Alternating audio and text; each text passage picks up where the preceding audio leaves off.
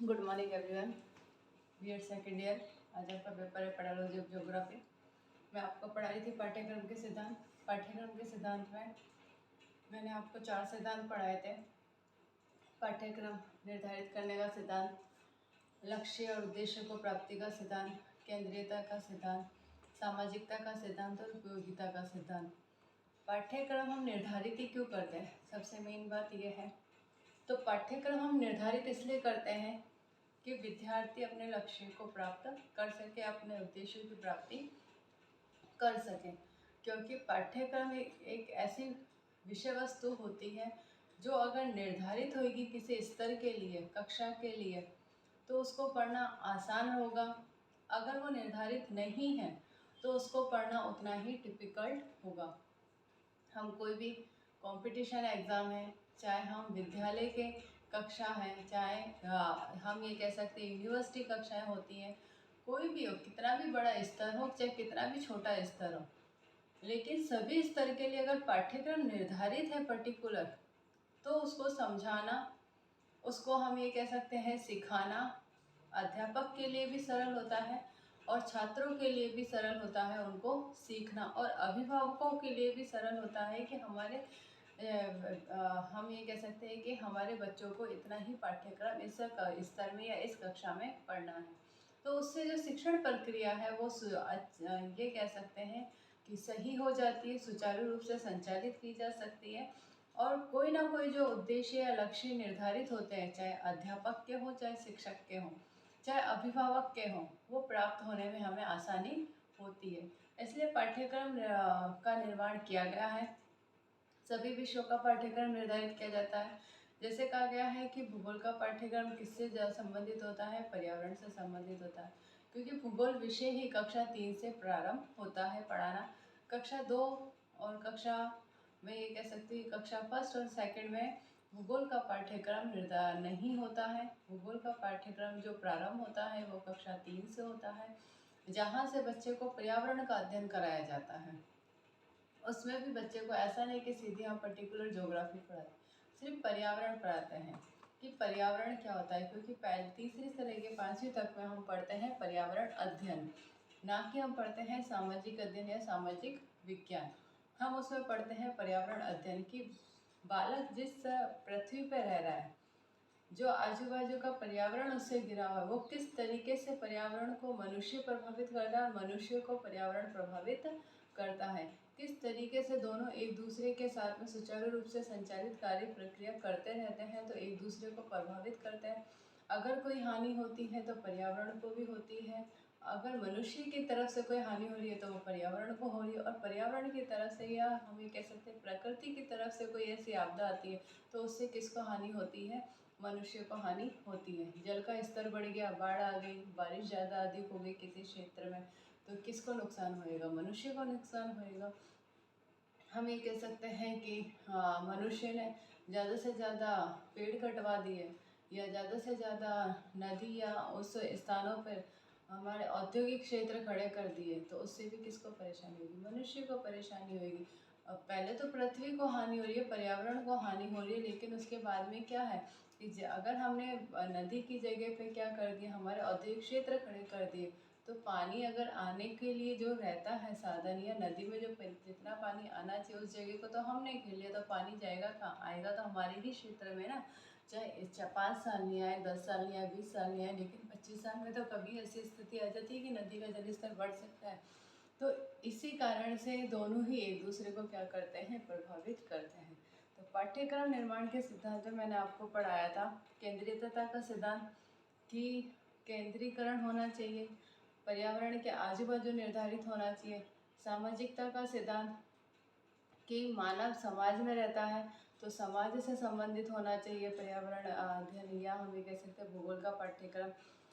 तीसरा मैंने करवाया था उद्देश्य और लक्ष्यों की प्राप्ति के आधार पे होना चाहिए, और चौथा पॉइंट मैंने आपको कराया था कि उपयोगिता का सिद्धांत होना चाहिए, कि जो पाठ्यक्रम विद्यार्थी पढ़ रहा है उसको पढ़कर वो आगे जीवन अपना निर्वाह कर सके, उसको रोजगार प्राप्त हो सके, उसके लिए वो पाठ्यक्रम उपयोगी हो सके। आज मैं 5th पॉइंट पढ़ाऊंगी आपको पाठ्यक्रम का, क्रियाशीलता का सिद्धांत। 5th पॉइंट है क्रियाशीलता शीलता का सिद्धांत, क्रियाशीलता का सिद्धांत। इसमें हम लिखेंगे भूगोल, भूगोल के पाठ्यक्रम, भूगोल के पाठ्यक्रम के माध्यम से बालक, भूगोल के पाठ्यक्रम के माध्यम से बालक के कार्य करने की प्रकृति, कार्य करने की प्रवृत्ति,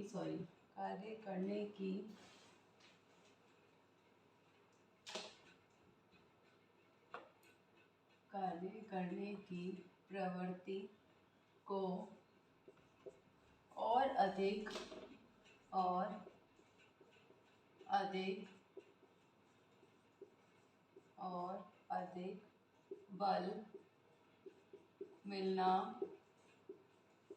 बल मिलना चाहिए। उससे कई प्रकार के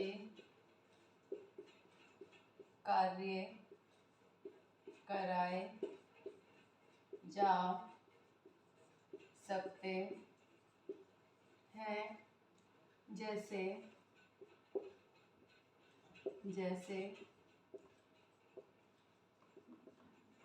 रेखा चित्र,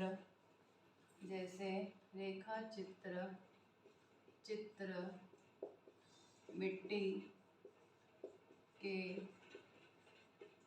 मॉडल बनाना,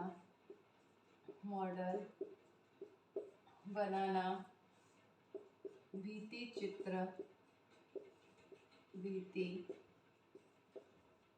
चित्र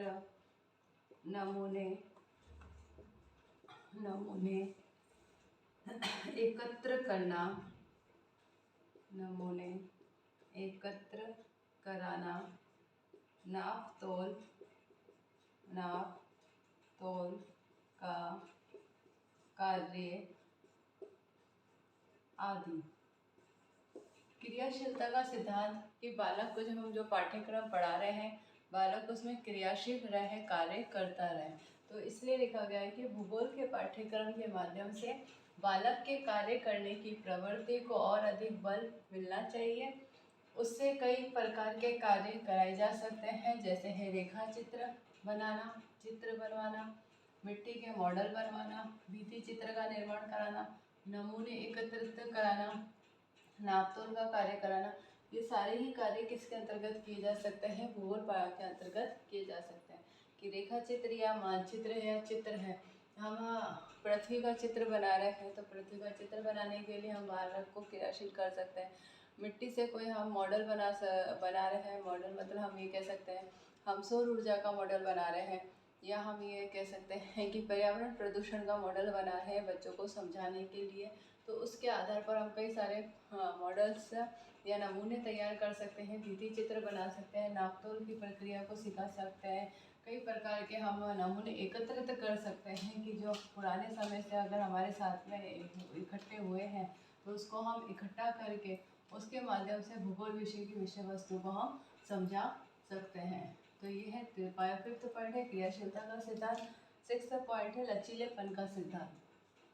6th पॉइंट है लचीलेपन का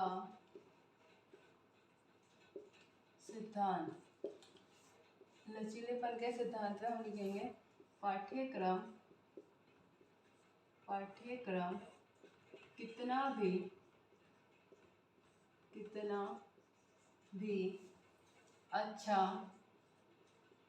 भी अच्छा क्यों ना हो, परंतु उसमें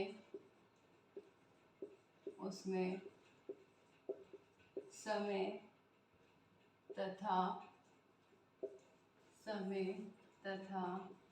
परिस्थिति के अनुसार परिवर्तन करना अनिवार्य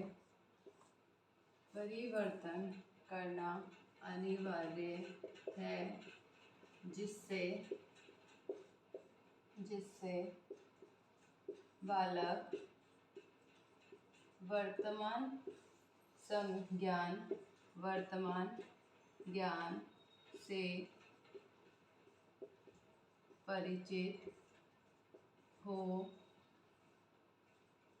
सके।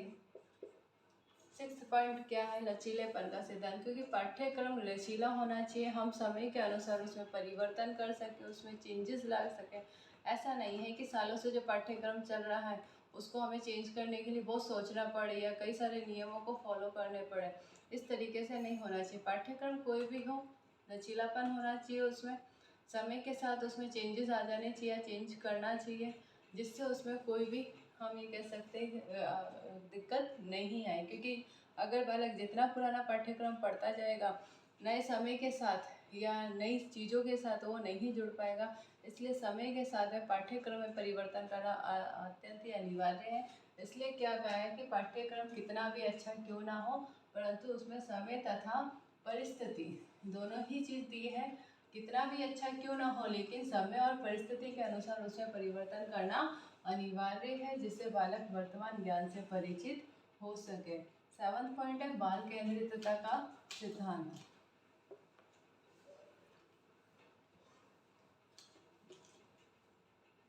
सेवंथ पॉइंट है बाल केंद्रितता का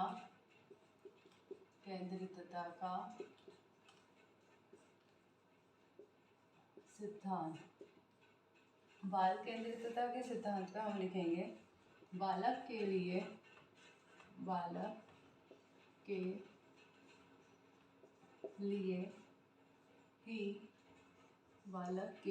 ही अध्यापक है तथा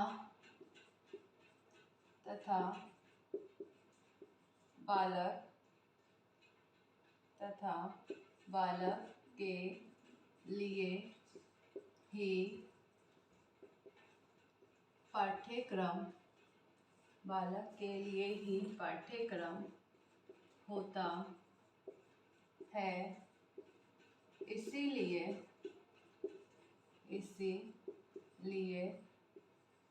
बालक की रुचि, क्षमता, आवश्यकता,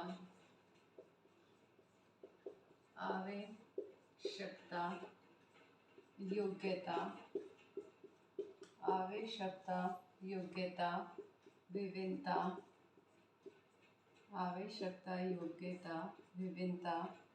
आर्थिक स्तर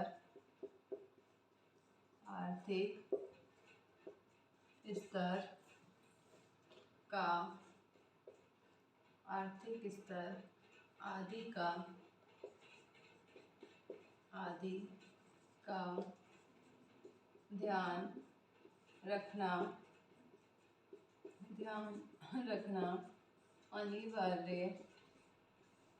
अनिवार्य होता है। क्या होता है? बाल केंद्रितता का सिद्धांत।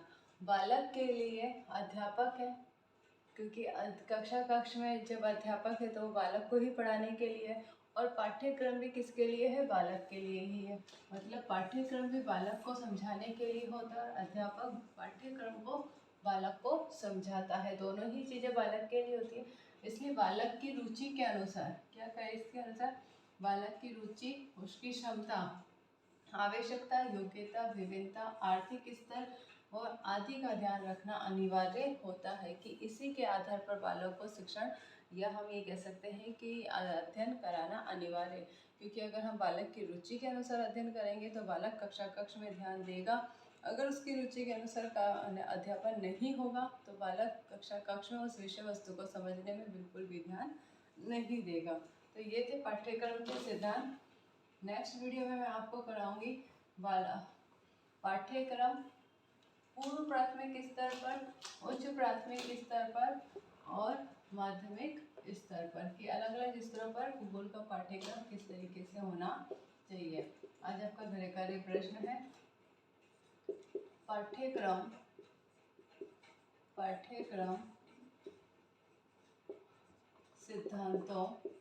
पाठ्यक्रम सिद्धांतों का वर्णन कीजिए। ये आपका गृह कार्य प्रश्न है। घर पे रहिए, सुरक्षित रहिए, जब भी घर से बाहर जाए मास्क लगा के जाए और सोशल डिस्टेंसिंग का पालन करें। Thank you.